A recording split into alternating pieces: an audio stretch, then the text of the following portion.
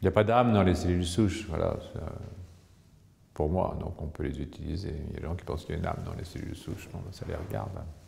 La question des cellules souches, elle remplace, si vous voulez, un petit peu la question de Galilée, c'est-à-dire que la reproduction sexuée, plutôt non sexuée en l'occurrence in vitro, telle qu'elle peut être programmée scientifiquement, d'une certaine façon, c'est devenu la frontière qui était la frontière, est-ce que la Terre tourne autour du Soleil dans la vision galiléenne, qui est juste d'ailleurs, je le rappelle malgré tout.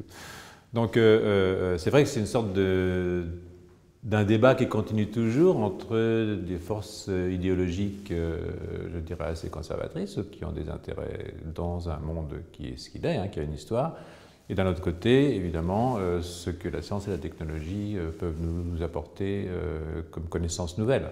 Et au-delà des connaissances nouvelles, comme application technologique, ce qui n'est pas tout à fait la même chose. C'est-à-dire qu'on peut avoir des connaissances nouvelles sans forcément leur donner une application technologique. Et c'est là que la démocratie entre en jeu. C'est-à-dire qu'il n'appartient pas aux savants de décider de ce qui sera fait de leur découverte, mais de défendre le droit de faire des découvertes malgré tout.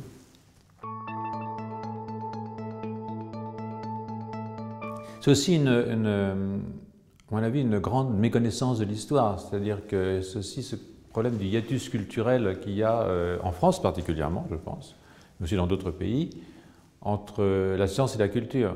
Parce que la première fécondation in vitro, au cas où vous l'ignoreriez, c'est quand même Spallanzani, l'abbé Spallanzani, hein, qui, au XVIIIe siècle, a pris des spermatozoïdes dans des petites culottes qu'il avait mis à des crapauds pour les mettre dans une crapote, entre guillemets, et démontrer qu'on pouvait faire de la fécondation sans forcément que ça passe de cette façon-là. Il l'a fait sur une chienne, d'ailleurs, aussi, après. Donc il y a toute une histoire, si vous voulez, de cette affaire qui échappe à la connaissance du public et qui rendrait probablement les choses plus simples si on voyait que ça appartient à l'histoire et à la culture de l'espèce humaine, tout ça. Donc il y a une sorte de non-culture scientifique qui est grave, parce qu'elle est grave démocratiquement.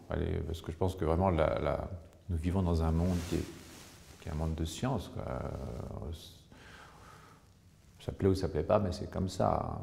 Donc c'est notre rapport au monde qui change. Et si on n'est pas capable de comprendre comment ça change, eh bien on est vraiment ennuyé. Là, on va vers un manque de démocratie.